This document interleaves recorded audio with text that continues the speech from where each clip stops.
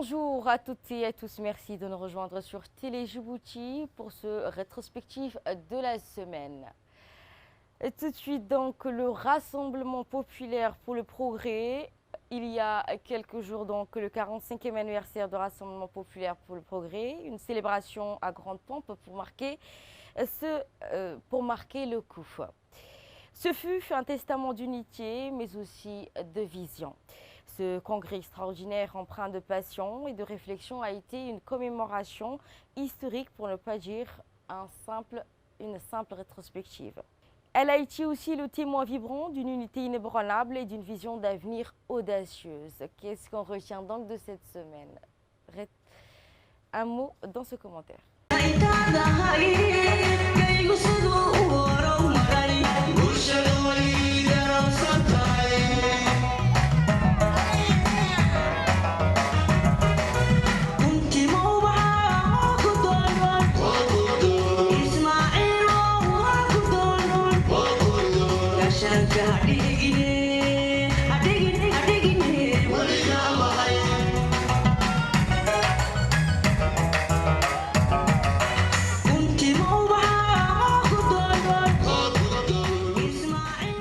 Le congrès extraordinaire du Rassemblement populaire pour le progrès de Djibouti a été le théâtre d'une célébration intense marquant les 45 années d'existence du parti.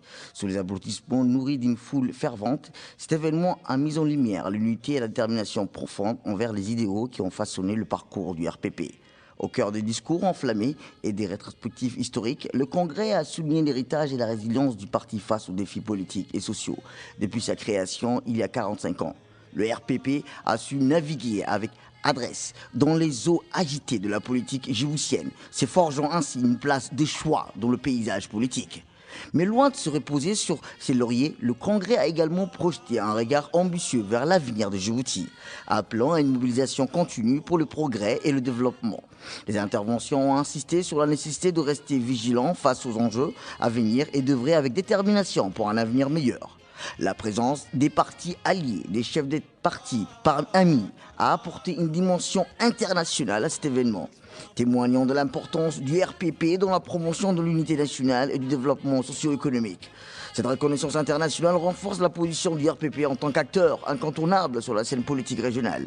En résumé, le congrès extraordinaire du RPP de Djibouti a été un moment intense, symbolisant l'unité, l'héritage et la vision d'un avenir du parti, alors que le RPP célèbre ses 45 ans. Il affiche une détermination sans faille à poursuivre sa mission de servir le peuple de Djibouti et de contribuer au progrès et à la prospérité de la nation. «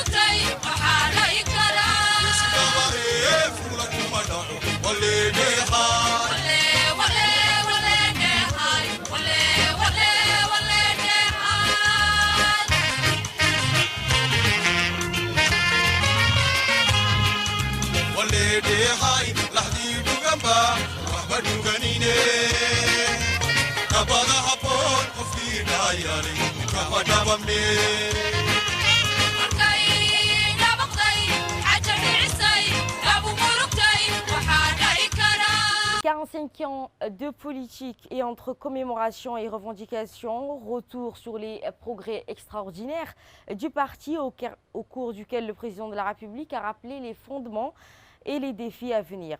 Une célébration teintée à l'unité et à l'action, mais aussi un regard critique sur les enjeux politiques actuels. Un mot dans cette édition.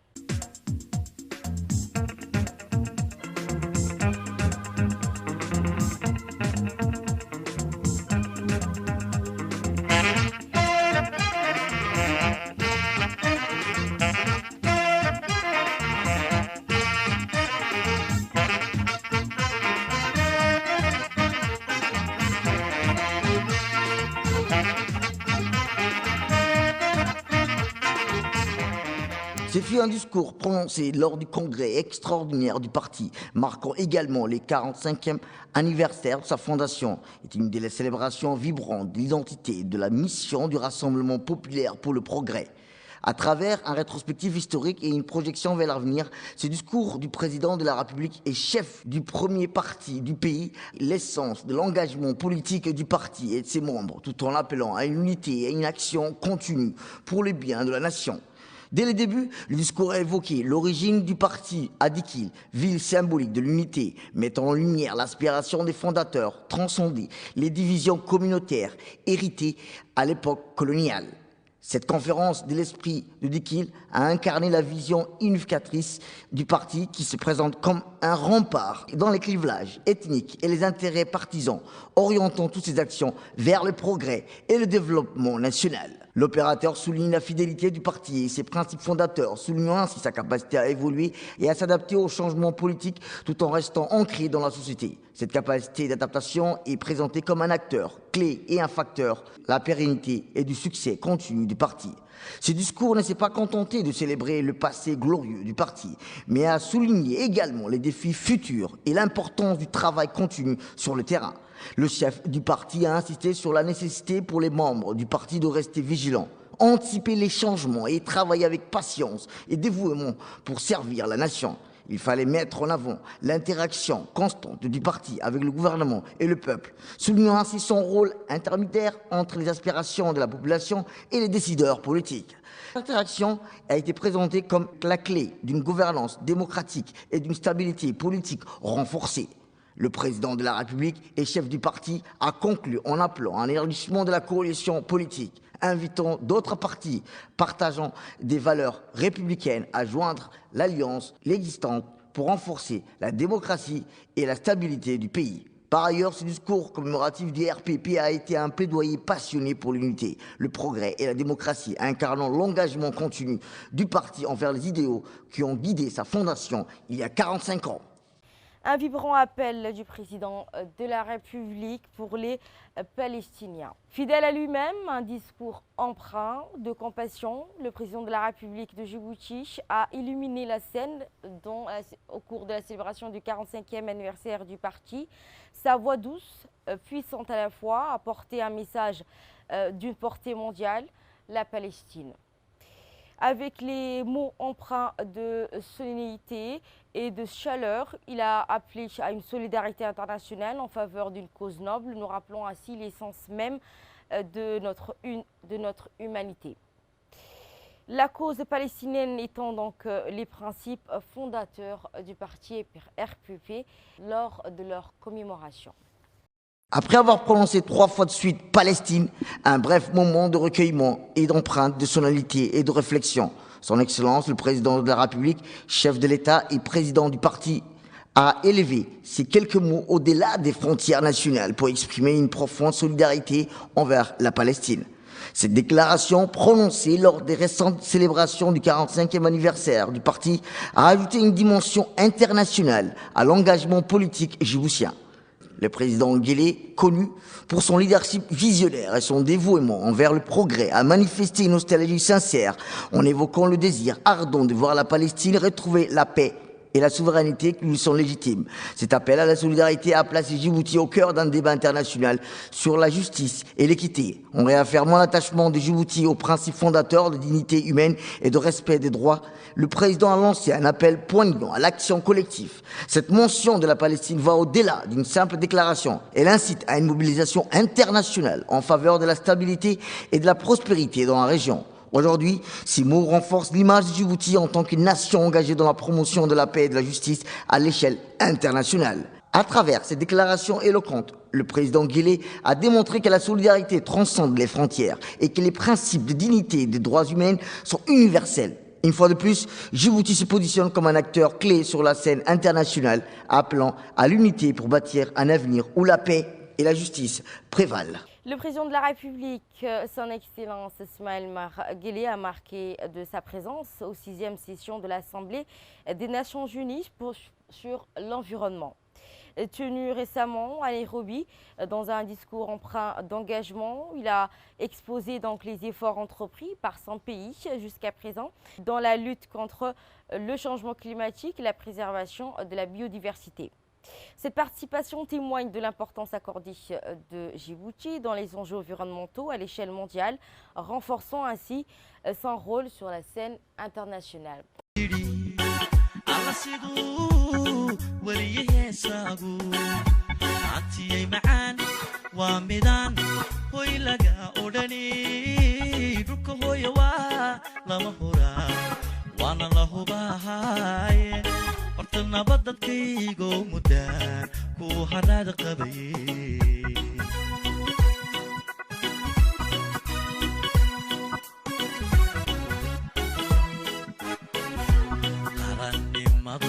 geed la harsado hadhaca weeyaane hanaan socodka nabadiyo nimcada lagu halmaanayo midnimada habboon iyo shacbigu wada jirku haysto alla guulaha aad soo hoysabay u horeeyaane halyaygii jabuuto alla halyaygii jabuuto ducaan kaaga dhigahile.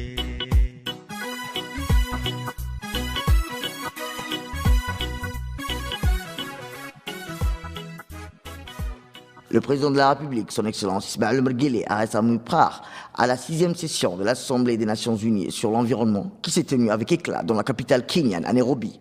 Cet événement biennal, instauré depuis 2012, constitue un rendez-vous incontournable pour la communauté internationale dans la lutte pour la préservation et de l'environnement. L'objectif principal de cette assemblée est de définir des politiques intégrées visant à renforcer la résilience environnementale tout en servant de plateforme d'échange, de prise de décision cruciale en matière de législation environnementale à l'échelle mondiale. Parmi les sujets brûlants abordés lors de cette 6e session figurent en tête de liste l'atténuation des effets du changement climatique, la préservation de la biodiversité, la lutte contre la pollution atmosphérique. Le président Guelleh a également, président en exercice de l'IGAD, a saisi cette opportunité pour présenter les initiatives prises au niveau national et régional pour protéger l'environnement. Au cours de son intervention, le chef de l'État a mis en avant la politique ambitieuse de Djibouti visant à se tourner vers une énergie exclusivement propre d'ici 2030. Il a également souligné la mise en place d'équipements sophistiqués tels que l'Observatoire régional de recherche pour l'environnement et le climat visant à renforcer la résilience du pays face aux défis du changement climatique. Par ailleurs, Djibouti a récemment vu l'émergence d'une nouvelle génération d'ingénieurs spécialisés dans les études spatiales et satellitaires, renforçant ainsi son expertise dans la gestion des enjeux environnementaux. En marge d'importantes réunions, le président Guelleh a saisi l'occasion pour rencontrer les principaux responsables kenyans, dont le président William Ruto. Il a également eu des entretiens avec plusieurs de ses homologues chefs d'État et de gouvernement, tous réunis dans le cadre de cette 6e session de l'Assemblée des Nations Unies sur l'environnement. Le chef de l'État à l'assaut des crises mondiales du forum d'Antalya. Une voix éminente sur la scène diplomatique mondiale s'est exprimée lors de la récente édition du forum diplomatique d'Antalya en Turquie. Le président de la République, Ismaël Omar Guelleh, a porté sa contribution marquée à cette conférence internationale dédiée à la recherche des solutions face aux crises mondiales. Plaidant ainsi pour la paix, la solidarité et le multilatéralisme, le président Guelleh a ainsi marqué de sa présence cet événement stratégique, consolidant ainsi le rôle de Djibouti sur la scène internationale.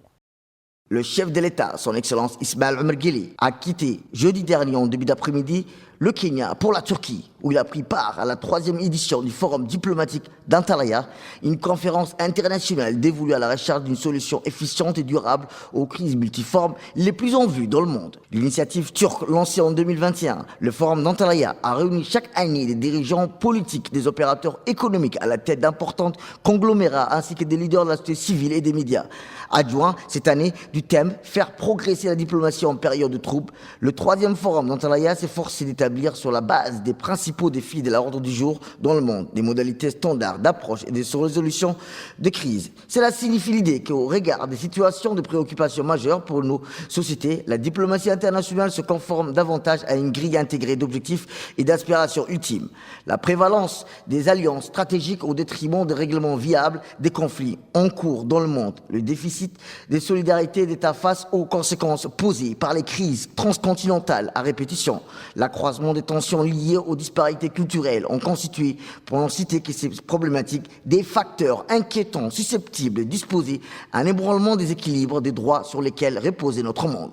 À travers sa vocation à ouvrir le débat sur les additifs indispensables à apporter à l'état actuel et d'expression de la diplomatie internationale, le Forum d'Antalya a pris la figure d'un haut lieu de réflexion, d'ingéniosité et d'idées anticipatives sur les mutations profondes caractérisant l'ordre planétaire. Son mérite incontestable résidait indubitablement aussi dans sa plaidoyer à impliciter au développement du multilatéralisme et une diplomatie davantage centrée sur les valeurs de justice, de solidarité et de tolérance. L'attachement des règlements des différents politiques par la voie du dialogue, la concession d'une place plus conséquente du multilatéralisme dans le fonctionnement de la diplomatie internationale et l'engagement en faveur d'une solidarité et intégration plus fournie des sociétés du monde étaient autant plus valeurs éthiques référents auxquelles, sous l'impulsion directe, son premier magistrat, le président de la République, notre pays, souscrivait pleinement. Et de même, passons à l'actualité régionale. D'abord, affrontements et récession déchirent les tissus économiques du Soudan. Le Soudan vacille au cours de l'abîme économique alors que les ravages de la guerre précipitent le pays dans une récession sans précédent. Les chiffres alarmants du ministère des Finances révèlent une chute fulgurante de 40% de l'économie de l'année dernière, avec une sombre prédiction de 28% supplémentaire pour cette année. Dans cette spirale infernale, les conflits armés ont déchiré la population et l'économie du pays, laissant ainsi derrière eux des infrastructures dévastées, des échanges commerciaux en chute libre et un système financier vacillant au bord du précipice.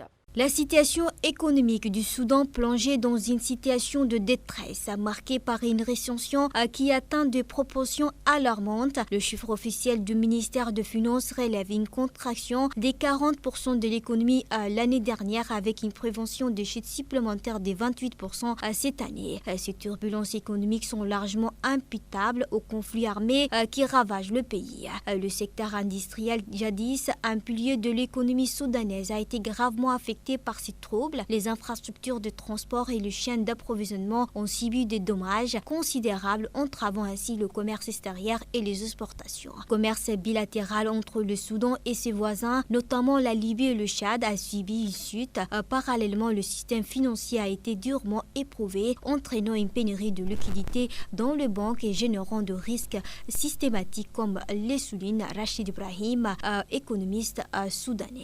Les hostilités depuis l'an dernier ont provoqué le déplacement de plus de 8 millions de personnes et ont causé la mort d'au moins 13 900 individus, plongeant ainsi le pays dans un cycle de violence et de désolation. Gang armé frappe, 6 policiers tombent. À l'aéroport international Toussaint Louverture au Port-au-Prince est devenu le théâtre d'une violence inouïe alors que les gangs armés ont lancé une attaque brutale faisant 6 victimes parmi les forces de l'ordre.